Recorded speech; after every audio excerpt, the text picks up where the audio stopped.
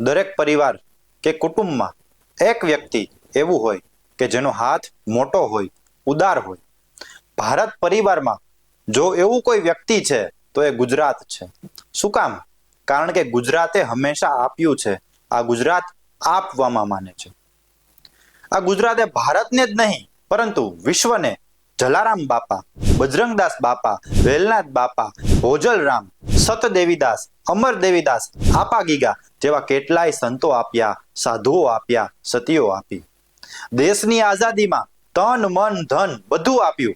આ ગુજરાતે મહાત્મા ગાંધી, સરદાર વલ્લભભાઈ પટેલ, શ્યામજી કૃષ્ણ વર્મા, રવિશંકર મહારાજ, ઇન્દુલાલ યાજ્ઞિક, કૃષ્ણકુમાર સિંહજી, ભગવતસિંહજી, જામ સાહેબ જેવા મહાપુરુષો આપ્યા. કેટલાય વીરો અને શૂરવીરો આપ્યા.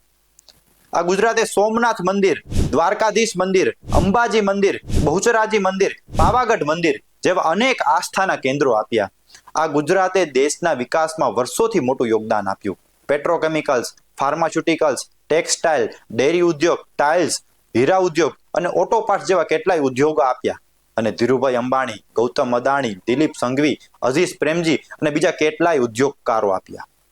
આ ગુજરાતે દરિયો આપ્યો, રણ આપ્યું, જંગલ આપ્યા, નદીઓ આપી, પહાડો આપ્યા, લોકોને સ્થાન અને માન આપ્યું, દયા અને પ્રેમ ભાવ આપ્યો. એટલે કહેવું પડે કે આ ગુજરાત ઉદાર છે. આ ગુજરાતની સોનેરી સવાર છે. આ ગુજરાત કાળિયા ઠાકરનું, સોમનાથ દાદાનું, મા અંબાનું, સંતોનું, શૂરવીરોનું, મહાપુરુષોનું અને મારું અને તમારું એટલે કે આપણું ગુજરાત છે.